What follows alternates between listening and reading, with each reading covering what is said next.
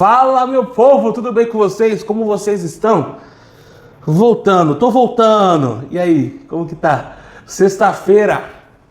E tava repensando a vida, repensando tudo.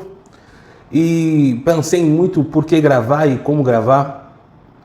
E cheguei aqui onde a gente tá. Voltando a gravar e parece você.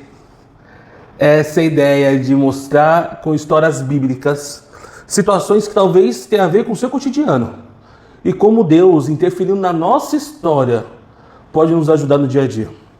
A ideia do vídeo é essa, é te fazer pensar em como Deus todo-poderoso, gigantesco, enorme, maravilhoso, Ele interfere na minha história e na sua história, através de exemplos bíblicos, de histórias bíblicas.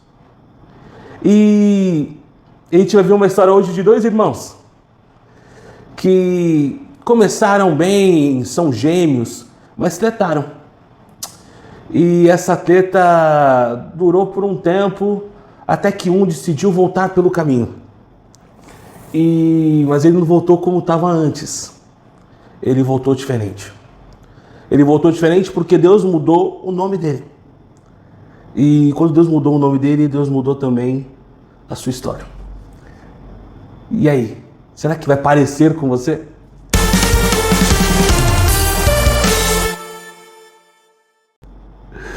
Estamos falando de Jacó e Esaú. A história de Jacó e Esaú é um clássico da história cristã.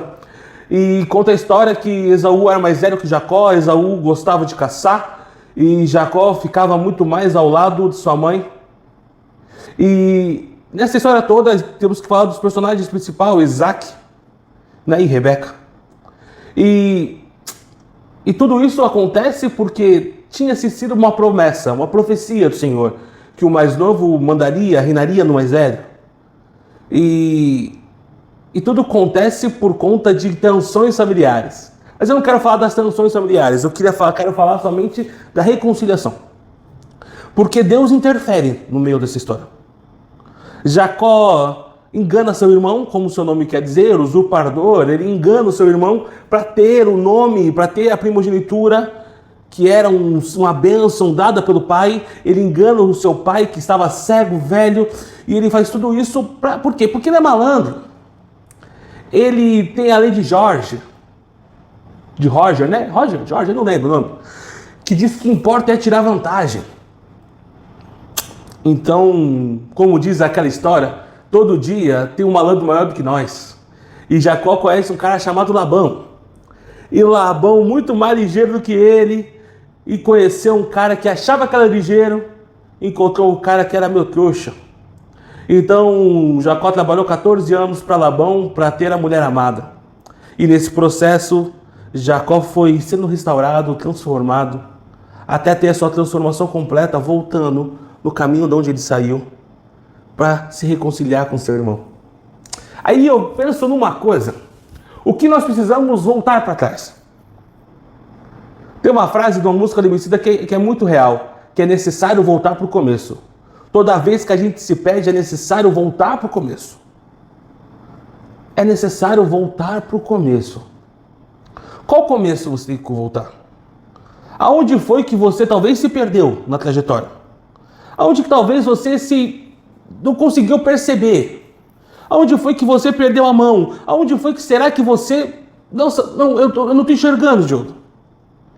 É a parte mais interessante e maravilhosa de todo o processo de andar com Deus e de viver e ver Deus, é que Deus está sempre interferindo nas nossas vidas.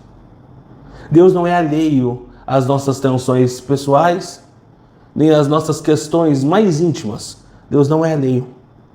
E fica bem claro que Deus, ele vai e aparece, através, na verdade, um anjo do Senhor aparece para Jacó no meio do processo.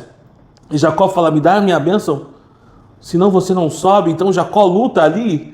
E eu fico na minha cabeça muito louca, imaginativa, fico imaginando o anjo fazendo corpo mole para dar o tempo de Jacó achar que está lutando mesmo. Falar: tá bom, vou fingir. Que nem quando aquela criança fala assim: ah, tio, eu vou te pegar, e você se esconde atrás da cortina mostrando o pé, tá ligado? Pra criança ver. E eu fico imaginando assim: tá bom, Jacó, tá bom, tá bom, tá bom. Tá bom, vai, tá bom. Mas é só minha imaginação, tá bom? É só a minha cabeça. E o homem, o anjo, fere a coxa e muda o nome de Jacó. E a mudança de nome de Jacó representa que ele agora tem uma nova aliança, um novo pacto. Que é aquele pacto que ele tinha antes de ser totalmente levado pela usurpação, não é mais o seu critério, mas sim agora ser abençoado por Deus. Eu pergunto para você, de todo o coração, será que está na hora de dar uns passos para trás? Nesses 2 meses eu me mudei. E nessa mudança eu dei uns passos para trás. Eu repensei sobre vídeo, repensei sobre minha vida, repensei sobre várias coisas. Dei uns passos para trás. E analisei, será o que é essencial, o que não é essencial? E aí eu cheguei a conclusões. Que a importância não é o alcance, mas a mensagem dos vídeos. Que a mensagem é uma só. Você precisa de um relacionamento com Deus como eu preciso de um relacionamento íntimo, individual com Deus. E os vídeos de sexta-feira têm como único objetivo te mostrar, te ensinar, te lembrar que Deus interfere na sua história e na minha história. E Ele não é alheio às nossas histórias. Que Deus não é que Ele não está nem aí para nós, Ele está muito importando com nós. Mas isso diminui quem Ele é? Lógico que não. Isso diminui a sua grandeza? Lógico que não. Então também eu fiquei pensando nos vídeos de quarta-feira. Eles têm o intuito de mostrar como a palavra de Deus é útil, importantíssima para o nosso dia a dia. E como no meio da semana de quarta-feira, precisamos entender que meditar na palavra e se aprofundar nela tem sentido para o nosso dia a dia. Mas para isso eu tive que dar uns passos para trás e repensar o porquê que eu faço o que eu faço. Você já pensou nisso? Por que você faz o que você faz? Por que acontece o que acontece? Por que você faz o que você faz? Pensa nisso. Porque Jacó teve a oportunidade, como você e eu temos todos os dias, de reconectar, de recomeçar, de dar passos para trás, de voltar para o caminho, de reconciliar com pessoas, de reatar laços, de voltar amizades, de voltar coisas que talvez ficaram no caminho e de pensar o que é essencial. E por que eu faço o que eu faço?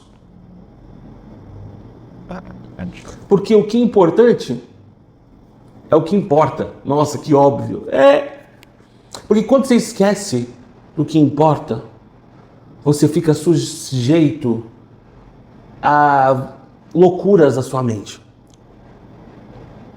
Lembra-se de Deus, não de si. Então, o intuito de você ver esse vídeo agora, o intuito que eu estou gravando esse vídeo para você, é para fazer você pensar em uma coisa. E eu vou começar a falar de desafios. E o desafio de hoje é um só. Pensa no que você tem que se reconectar, que você abandonou. Escreve no papel o que você tem que se reconectar, que faz tempo que você não se conecta. Seja por uma questão de treta da família, seja por bobeira de política, seja por tensões da vida, seja por dificuldades mesmo, das pressões da vida. O que você precisa se reconectar? E pede para Deus te ajudar. Porque Deus não é que Ele é alheio às suas tensões e dificuldades. Deus, Ele se importa. Se importa que você se reconecte com cada uma das suas tensões e questões da sua vida. Sabe por quê? Porque Deus é o dono da sua vida. Não é você o dono dela. E toda vez que você entende que Deus é o dono da sua vida, a sua vida flui para a glória e honra dele. E se você quiser saber mais sobre glória e honra, e quiser mais conversar sobre isso, Manda mensagem aí no comentário e eu vou gravar um vídeo curtinho no Shorts pra gente conversar mais, pra explicar isso. Beleza? Que Deus te abençoe. E até quarta-feira. Tamo junto.